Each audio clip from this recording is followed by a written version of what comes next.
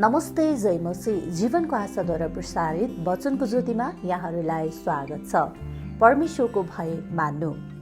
परमेश्वरको भय मान्नु अथवा परमेश्वरको डर मान्नु, यसलाई हामीले कसरी बुझिराखेका छौँ?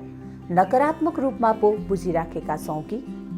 परमेश्वरको भय मान्नु डराएर उहाँबाट लुक्नु होइन, जुन हामीले चाहे तापनि गर्न सक्दैनौँ, तर परमेश्वरप्रतिको आदर, सम्मान र जिम्मेवारीको भाव हो।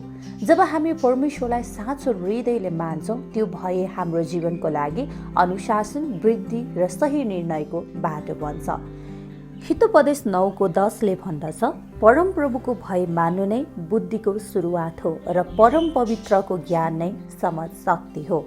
यदि हामी गलत काम गरिरहेका छैनौँ भने हामी उहाँसँग डराउनु पर्दैन। परमेश्वर त उनी हुनुहुन्छ जसले हामीलाई प्रेम गर्नुभयो, छुटकारा दिनुभयो र आज हाम्रो साथमा हुनुहुन्छ।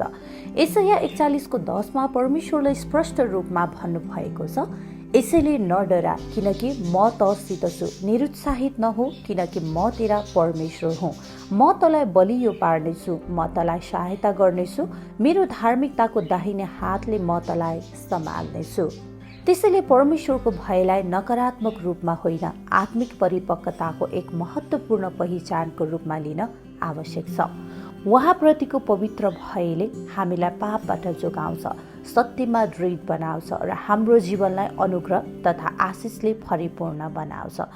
आज हामी सबैले आत्मा र सत्यतामा परमेश्वरको आदर गर्न जरुरी छ।